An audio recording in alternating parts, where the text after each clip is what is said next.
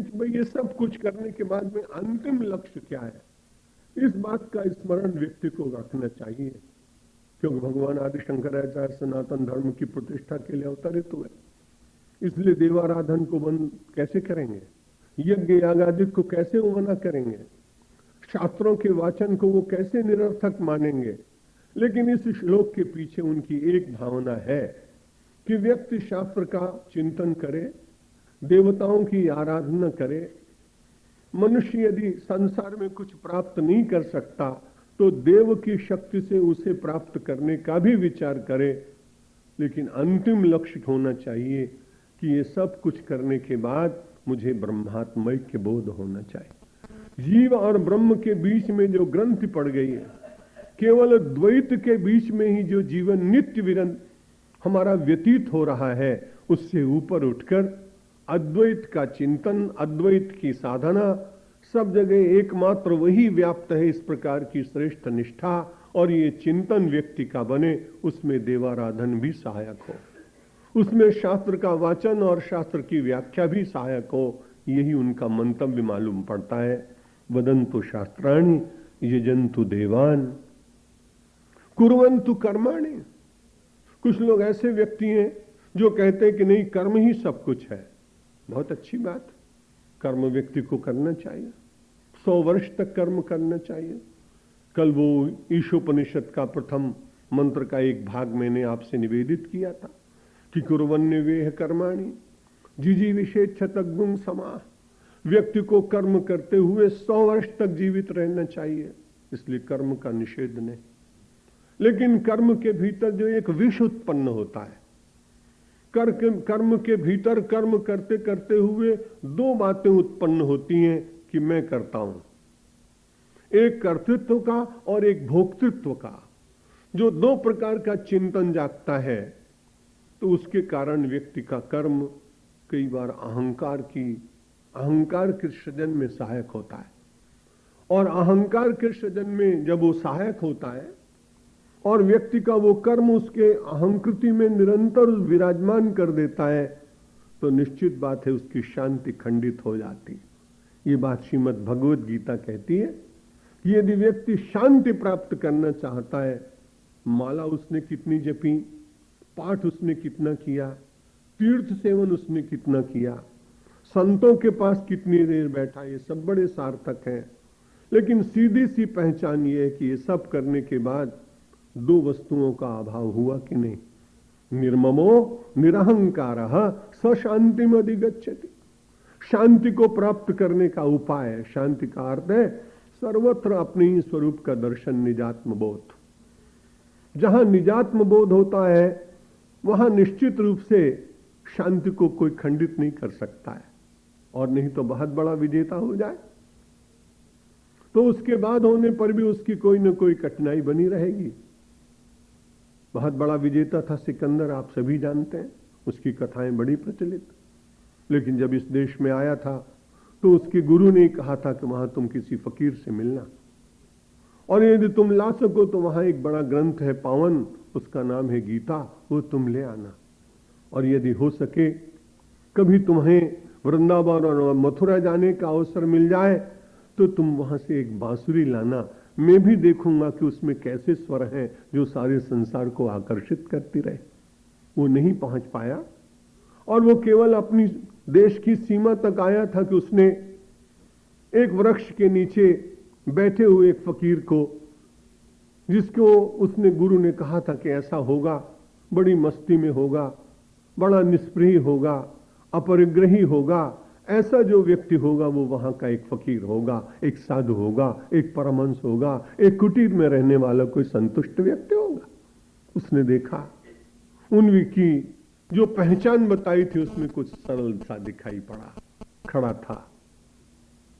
अहंकार तो जगा था क्योंकि विजय प्राप्त करके आया था, रक्त के दाग लगे थे कपड़ों पर क्योंकि लोगों को रुलाया था, हिंसा की थी, तलवार के जोर से अपने विस्तार करने वाले लोग केवल अपनी अहंकृति की ही पूर्ति करते हैं, विश्व का उनसे कभी कोई कल्याण होता नहीं और इतिहास उनको कभी श्रद्धा की दृष्टि से देखता नहीं।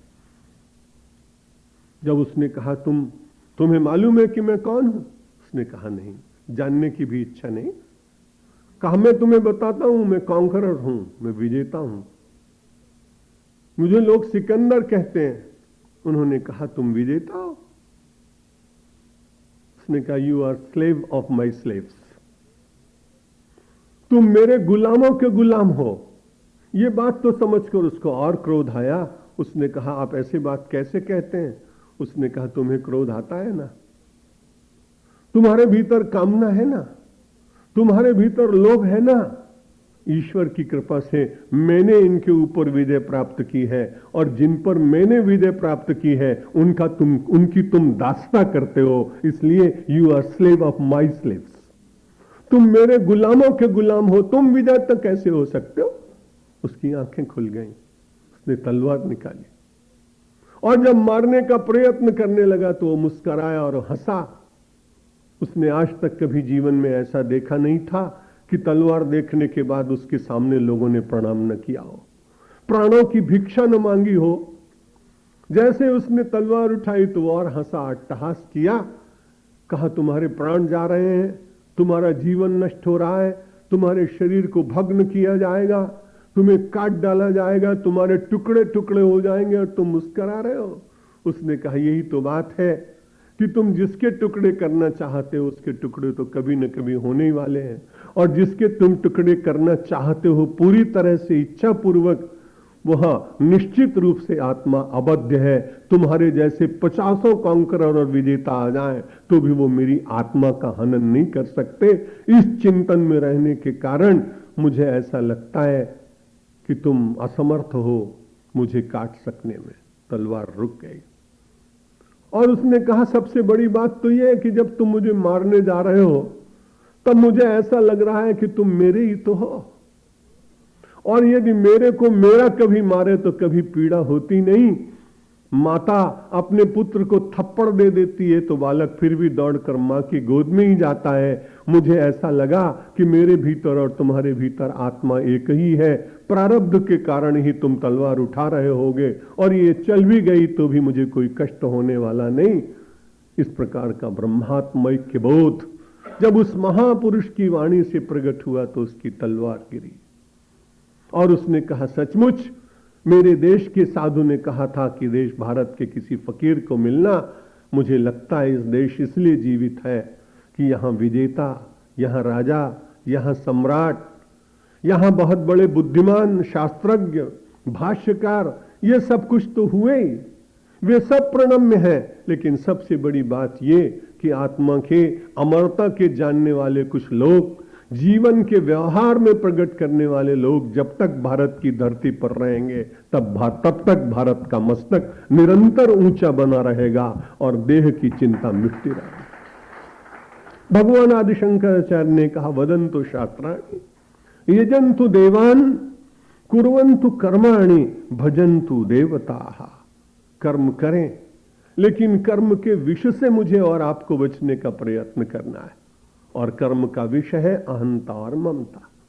उस अहंता और ममता को मिटाने में निश्चित रूप से अपने इष्ट देवता के प्रति समर्पण का भाव, और जिनके कारण अहंता और ममता जागती है उन वस्तुओं और उन परिस्थितियों और उन व्यक्तियों के भीतर भी वह व्याप्त परमात्मा का चिंतन व्यक्ति को इन दोषों से बचा लेता है।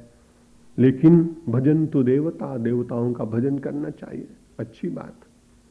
लेकिन देवता का भजन करने के बाद भी व्यक्ति का यदि तमोगुण बढ़ जाए, यदि उसके रजोगुण में कमी ना आए, उसकी सत्वापत्ति में वृद्धि ना हो, तो निश्चित बात से कहीं न कहीं शोध का वो अवसर है कि हमें अपने उस देवता की आराधना करने से उससे ही पूछना चाहिए कि इतने दिन तक आपकी आराधना करने पर भी मेरे ये अंतर के दोष समाप्त क्यों नहीं हो रहे?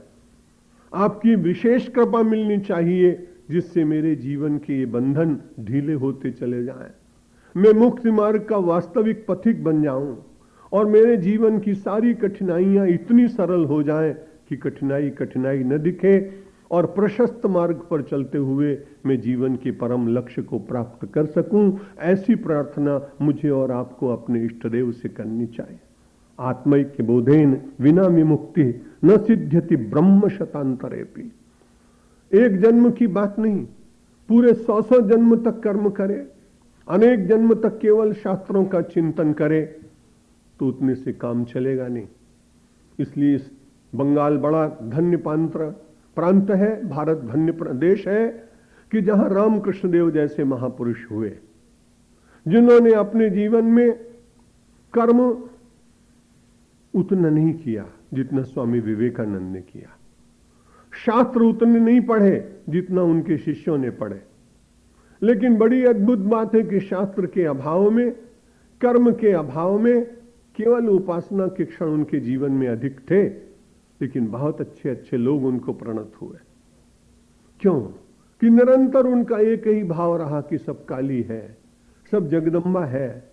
चाहे आप उसे ब्रह्म कह लें और चाहे आप उसे जगदम्बा कह लें, चाहे आप उसे राम कह लें, चाहे आप उसे कृष्ण कह लें, जब वही आपका स्वरूप सर्वत्र दिखाई पड़ता है, तब कोई संत एकनाथ 50 बार तंग किए जाने पर भी उद्विग्न नहीं होता है। कथा आपको ज्ञात है, इसलिए उसको पुनः नहीं कहूंगा।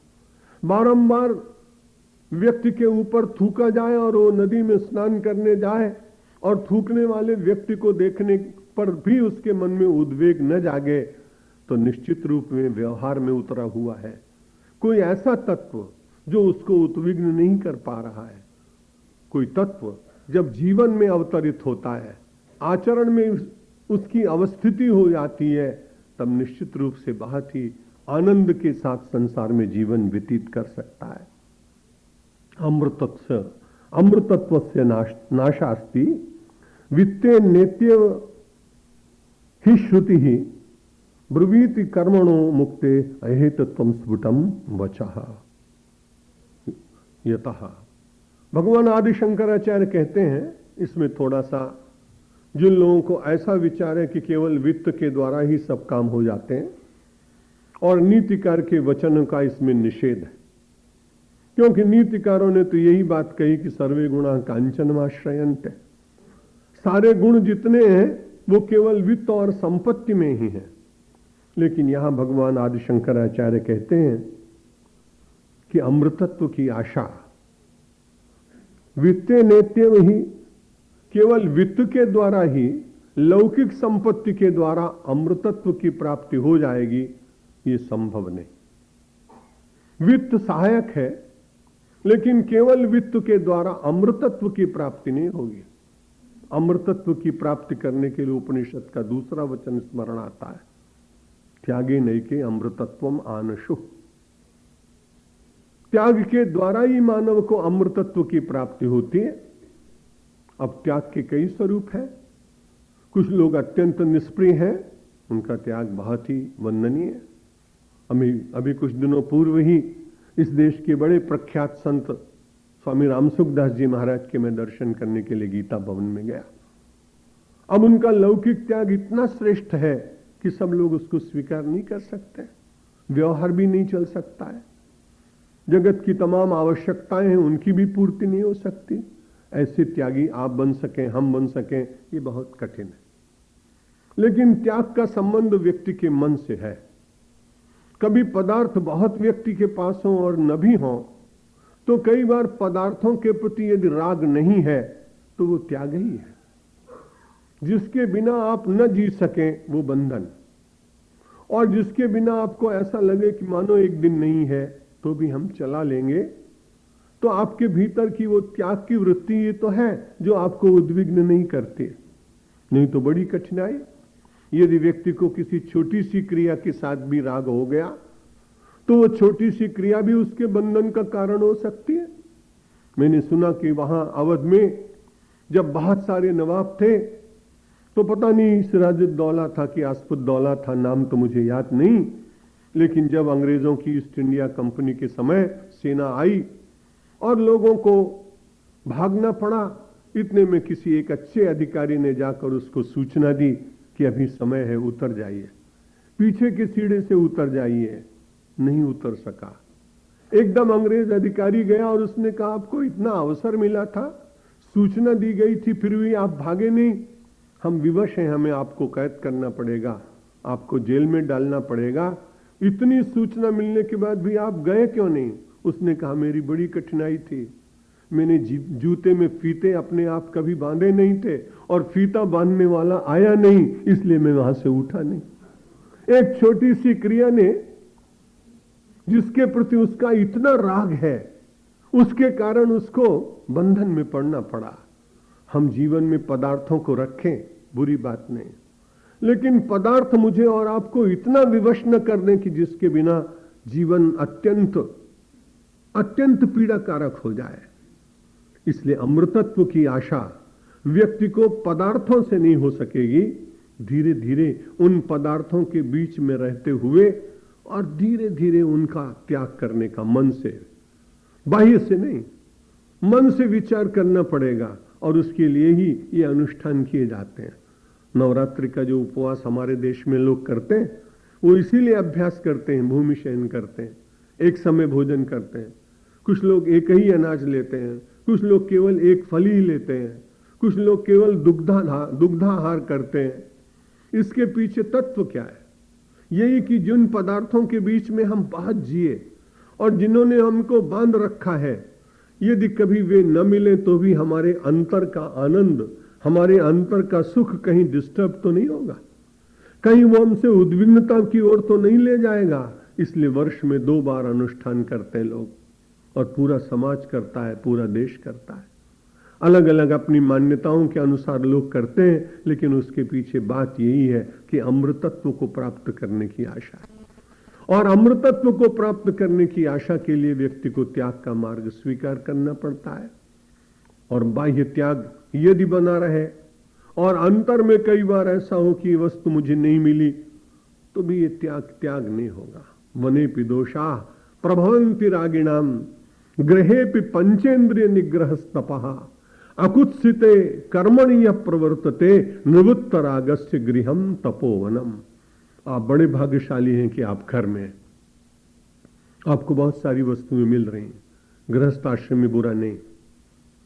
महाभारत कार का यह श्लोक है कि यदि कोई आदमी जंगल में भी चला जाए, गृहेपि, घर में रहता हुआ, और यदि वो वस्तुओं के बीच में रहता हुआ वो बंधा हुआ नहीं है, तो वो त्यागी है।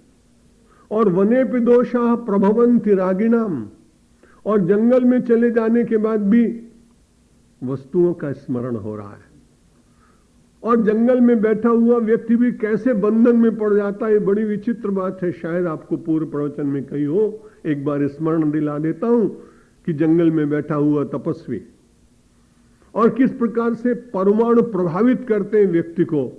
इसलिए बहुत सावधान रहने की आवश्यकता दिखती है।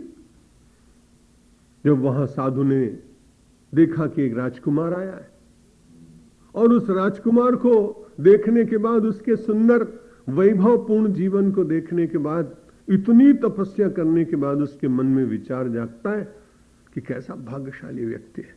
देखो कैसे नौकर चाकर है, कैसा अच्छा अश्व है, कितने अच्छे जरीदार जूते पहने हुए हैं, कितने स्वर्ण से मंडित वस्त्र हैं, कैसा मुकुट है, बैठा है जंगल में, इतने दिन त्याग तपस्या कर ली। लेकिन एक क्षण में इस व्यक्ति को देखने के बाद भीतर से उसके वैभव को देखकर मन में आनंदित होने लगा। थोड़ी देर के बाद उस राजा के मन में विचार आया, कैसा श्रेष्ठ व्यक्ति है, कितना निश्चिंत है। विचार करते करते फिर से वो साधु, वो तो अपने ध्यान में गया, अपने मन को समझाने लगा, लेकिन इसको लगी थी प्यास। जब इसको प्यास लगी थी, आसपास पानी मिला नहीं, तो साधु के कमंडलू का जल उसने पी लिया, और उस कमंडल में फिर से जल लाने के लिए अपने सिपह सालार को भेजा, और वो जाकर के तालाब से पानी ले आया और कमंडल भर के रख दिया। राजकुमार ने उस कमंडल को बहुत अच्छी तरह से जिस स्थिति में था वैसे रख दिया। थोड़ी देर के बाद फिर परस्पर संवाद हुआ। कहा, महाराज आपको देखकर मैं बड़ा प्रभावित हुआ हूं, ऐसा निश्चिंत जीवन जीने वाले व्यक्ति बहुत कम होते हैं जैसे आप हैं। साधु बड़ा खुले मन का व्यक्ति था। उसने कहा, आज मुझे भी बड़ी विचित्र बात लगी कि मुझे तुम्हें देखकर मन में हुआ तुम्हारे जैसा कोई भाग्यशाली नहीं, कैसे सुंदर वस्त्र, कैसी सुंदर व्यवस्था। उसने कहा, महाराज मैं तो समझता था कि इतनी साधना करने के बाद कि आपके भीतर जो त्याग है वो अंतर में होगा। उसने कहा, मैं भी विचार करता हूं, अभी मुझे और साधना करने की आवश्यकता है। त्याग के बीच में रहते हुए राग का स्मरण करना, यह साधना का सबसे बड़ा विक्षेप। इसलिए गोस्वामी तुलसीदास जी महाराज तो हमारे जैसे यदि कभी बाह्य त्यागी हो जाए तो उनकी निंदा किए कि अंतरते अति वासना, बाहर प्रगटत त्याग, तुलसी ऐसे त्याग पर परे भार की आग। इसलिए आप ऐसा त्याग कर सकते हैं कि वस्तुओं के बीच में से वस्तुओं के विष को तोड़ डालें।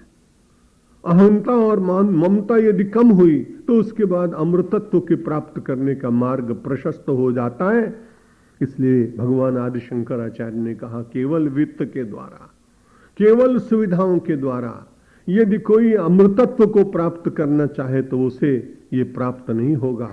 अंतर का त्याग हो तो बहुत अच्छी बात, और धीरे धीरे ऐसी निष्प्रियता आए कि वस्तुएं भी कम होती चली जाए, अपरिग्रही जीवन का आनंद भी व्यक्ति को मिल जाए, तब तो कहना ही क्या है। और इस प्रकार से व्यक्ति को अपने जीवन की उस यात्रा को पूर्ण करना है, ब्रह्मात्मय के बोध के चरम सिद्धांत को जीवन में स्वीकार, आचरण में स्थापना और प्रतिष्ठा करने की दृष्टि से ही हम सब लोग यहां आए।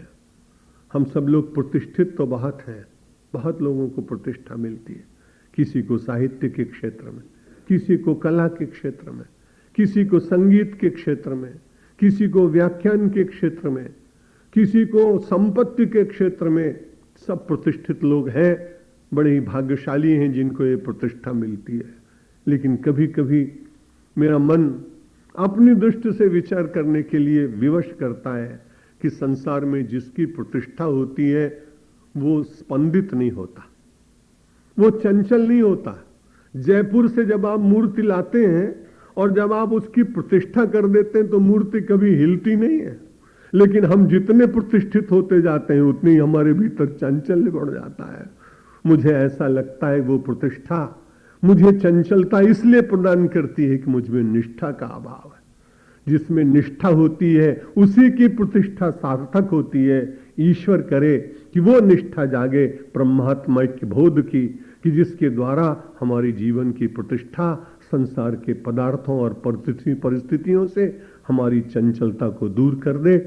पुनः सायंकाल आपसे चर्चा करेंगे। आइए एक बार भगवान के साथ जुड़ जाते हैं। अब सौंप दिया इस जीवन का सब भार तुम्हारे हाथों में, सब भार तुम्हारे हाथों में है, जीत तुम्हारे हाथों में और हार तुम्हारे हाथों में और हार तुम्हारे हाथों में।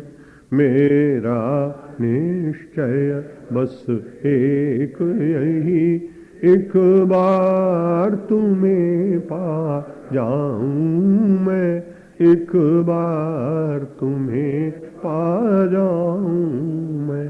अर्पण कर दूं दुनिया भर का सब प्यार तुम्हारे हाथों में, सब प्यार तुम्हारे हाथों। जो जग में रहूं तो ऐसे रहूं जो जल में कमल का फूल रहे, जो जल में कमल का फूल रहे। मेरे सब गुण दोष समर्पित हो करतार तुम्हारे हाथों में, भगवान तुम्हारे हाथों में। यदि मानव का मुझे जन्म मिले तो तव चरणों का पुजारी बनूं, तो तव चरणों का पुजारी बनूं। इस पूजक की एक एक रग का होतार तुम्हारे हाथों में, उतार तुम्हारे हाथों में। जब जब संसार का कैदी बनूं, निष्काम भाव से कर्म करूं, निष्काम भाव से कर्म करूं। फिर अंत समय में प्राण तजूं, निराकार तुम्हारे हाथों में, साकार तुम्हारे हाथों में। मुझ में तुझ में बस भेद यही, मैं नर हूँ तुम नारायण हो, मैं नर हूँ तुम नारायण हो। मैं हूँ संसार के हाथों में, संसार तुम्हारे हाथों में, संसार तुम्हारे हाथों में। अब सौंप दिया इस जीवन का सब भार तुम्हारे हाथों में, सब भार तुम्हारे हाथों में। है जीत तुम्हारे हाथों में, और हार तुम्हारे हाथों में, और हार तुम्हारे हाथों में।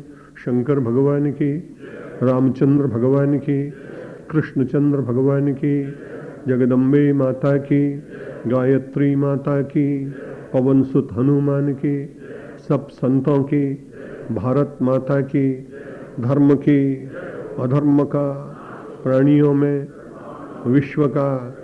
हर हर महादेव।